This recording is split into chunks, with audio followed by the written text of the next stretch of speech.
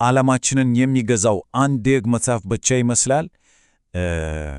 እንደዛ አይደለም። እንደ እውነቱ ከሆነ ሁለት ናቸው። አንደኛው ለግዙፍ ነገሮች ለዋክብትና ለጋላክሲዎች የሚያገለግል ሲሆን፣ ሌላኛው ደግሞ ለማናያቸው ጥቃቅን ክንታቶች የተጻፈ ነው። በዚህ ማብራሪያችን እነዚህ ሁለት የሚጋጩ የሚመስሉ ሕግጋት እንዴት አጽናፈ ዓለማችንን እንደሚቀርጹ እንመረምራለን። እስኪ እንጀምር። ይሄው ነው እንግዲህ የዘመናዊ ፊዚክስ ትልቁ እንቆቅልሽ። የሚገርመው ነገር ተፈጥሮ አንድ ወጥ የሆነ የሕግ መጽሐፍ የላትም። ይልቁንስ ሁለት ተለያዩ ሕጎችን የምትጠቀም ትመስላለች። አንደኛው ለግዙፉ ዓለም፣ ሌላኛው ደግሞ ለማናየው ጥቃቅን ዓለም። እዚህ ጋር ነው እንግዲህ ትልቁ ግጭት የሚፈጠረው። በአንድ በኩል የአንስታይን ጽንሰ ሐሳብ ህዋና ጊዜን እንደ ለስላሳ ቀጣይነት ያለው ጨርቅ ይስላሉ። በሌላ በኩል ደግሞ የኳንተም ዓለም ቁርጥ ያለ እና በድንገተኛ ዝላዎች የተሞላ ነው። አንዱ እንደ ለስላሳ ወራጅ ወንዝ ሲሆን፣ ሌላኛው ደግሞ እንደምንዘለው ደረጃ ቁርጥራጭ። እነዚህ ሁለት እውነታዎች እንዴት በአንድ አጽናፈ ዓለም ውስጥ አብሮ ሊኖሩ ይችላሉ? እንግዲህ መጀመሪያ እስኪ በደንብ ወደምናውቀው በየቀኑ ወደምንለማመደው የፊዚክስ ክፍል እንግባ። ይህ በዙሪያችን ላለው ነገር ሁሉ መሰረት የሆነው ሕግ ነው። የዚህ የመጀመሪያው የሕግ መጽሐፍ ደራሲ ታላቁ አይዛክ ኒውቶን ነው። ሁላችንም የምናውቀው ታዋቂው የፖም ታሪክ አለ አይደል? ከዛፍ ላይ ቱክ ብላ ከምትወርቀው ፖም ጀርባ ፕላኔቶችን በመዞሪያቸው የሚያቆየው ያ ግዙፍ ኃይል እንዳለ የተገነዘበበት። ኒውቶን ለምናየው ዓለም እንቅስቃሴ 3 መሠረታዊ ሕጎችን አስቀምጧል። እነዚህን ሕጎች እስኪ በቀላል ምሳሌ እናያቸው።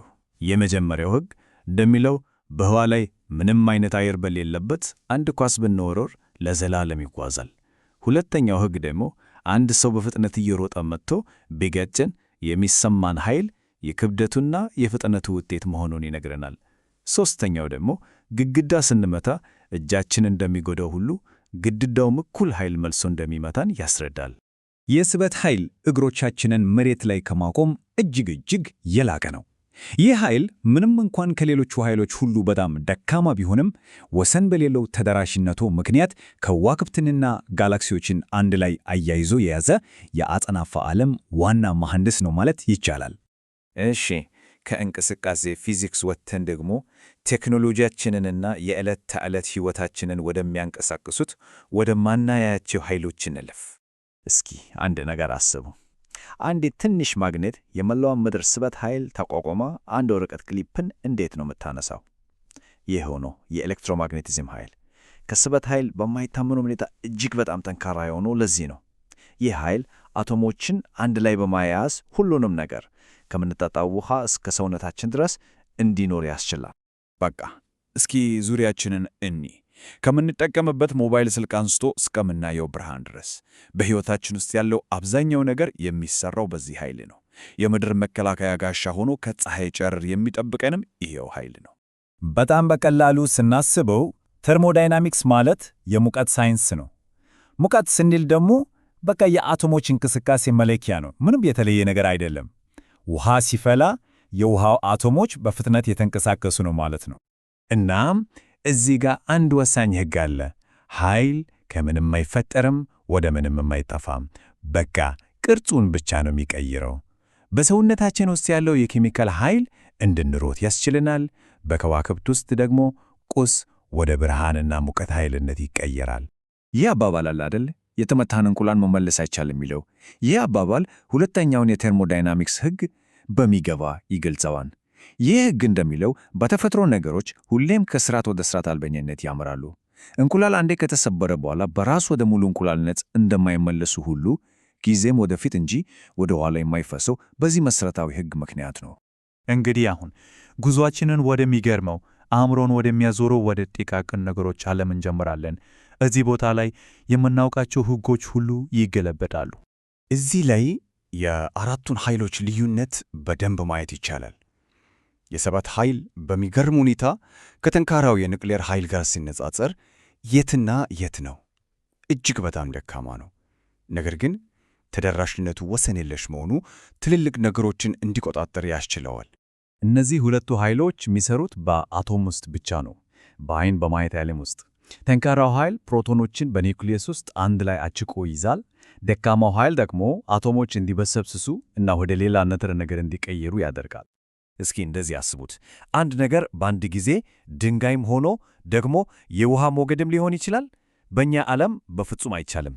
ነገር ግን በኳንተም ዓለም ውስጥ አንድ ኤሌክትሮን ልክ እንደዛ ነው። በአንድ ጊዜ ቅንጣትም ነው ሞገድም ነው። ለዚህም ነው የት እንዳለ በትክክል መናገር የማንችለው።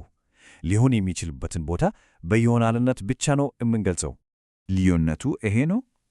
በእኛ ዓለም አንድ መኪና በማንኛውም ፍጥነት ለምሳሌ በሰዓት 50፣ 50.1፣ 50.11 ኪሎ ሜትር መሄድ ይችላል። ቀጣይነት አለው። በኳንተም ዓለም ግን አንድ ኤሌክትሮን ከአንድ የኃይል ደረጃ ወደ ሌላ መዘለል እንጂ በመካከል ያለን የኃይል መጠን ሊይዝ አይችልም። ልክ ደረጃ እንደ መውጣት ነው። በአንድ ደረጃ ላይ ወይም በሚከተለው ላይ እንጂ በመካከል መቆም አይቻልም። ከዛ አይንስታይን መጣና ፊዚክስን በድጋሚ ገለበጠው። አንድ ቅኝት ይዞ መጣ። ይሄውም በአጽናፈ ዓለም ውስጥ ፍጹም የሆነ የፍጥነት ገደብ አለ። ከብርሃን ፍጥነት በላይ ምንም ነገር ሊጓዝ አይችልም። ይሄ ቁጥር የአጽናፈ ዓለም የመጨረሻው የፍጥነት ገደብ ነው። ከዚህ በላይ ምንም ነገር መረጃም እንኳ ቢሆን በፍጹም ሊጓዝ አይችልም። ይሄ ሕግ የአጽናፈ ዓለምን መሠረታዊ የአሰራር መርህ ይወስናል። እሺ፣ እዚህ ጋ ነው ነገሩ የሚገርመው። አንድ ታዛቢ ወደ ብርሃኑ ቢሮጥም ሆነ ከብርሃኑ ቢሸሽ የሚለካው የብርሃን ፍጥነት ሁሌም አንድ አይነት ነው። ይሄ እንዴት ሊሆን ይችላል? የሆነ ነገር መስዋዕት መሆን አለበት። የሆነ ነገር መለወጥ አለበት። ምንድን ነው እሱ? መልሱ ጊዜ ነው። አዎ፣ ጊዜ ራሱ። ጊዜ ቋሚ አይደለም። ለአንድ ሰው የሚያልፈው ጊዜ ለሌላ ሰው ከሚያልፈው ሊለይ ይችላል። ወደ ብርሃን ፍጥነት በተጠጋን ቁጥር ጊዜ ይቀንሳል። ይህ ማለት ጊዜና ህዋ አንጻራዊ ናቸው ማለት ነው። እንግዲህ አሁን ሁለቱን የሚጋጩ ይመስሉትን የሕግ መጻሕፍት አንድ ላይ እናምጣቸውና የፊዚክስ ቀጣይ ጉዞ ወዴት እንደሆነ እንመልከት። የፊዚክስ ታሪክ ስናየው የማዋሃድ ታሪክ ነው። ኒውተን ምድራዊና ሰማያዊ እንቅስቃሴን አዋሃደ። ማክስዌል ኤሌክትሪክና ማግኔቲዝምን አንድ አደረገ። አይንስታይን ህዋን፣ ጊዜን እና ስበትን አገናኘ። በ1970ዎቹ ደግሞ ስታንዳርድ ሞዴል የሚባለው ጽንሰ ሐሳብ ኤሌክትሮማግኔቲዝምን ከጠንካራና ደካማ የኑክሌር ኃይሎች ጋር አዋህዷል። አሁን የቀረው ትልቁ ሥራ አራቱንም መሠረታዊ ኃይሎች በአንድ የሁሉም ነገር ጽንሰ ሐሳብ ስር ማምጣት ነው። ይህንን የሁሉም ነገር ጽንሰ ሐሳብ ማግኘት የአጽናፈ ዓለምን መሠረታዊ ቋንቋ እንደመረዳት ነው። ታዲያ ምን አይነት አዲስ ሁኔታዎችን ይከፍትልን ይሆን? ምናልባት ከምናውቃቸው ውጪ ሌሎች ዳይሜንሽኖች፣ ወይስ ለጊዜና ህዋ ፈጽሞ ያላሰብናቸውን ሚስጥሮች? የሰው ልጅ ታላቁ ሳይንሳዊ ፍለጋ ዛሬም ቀጥሏል።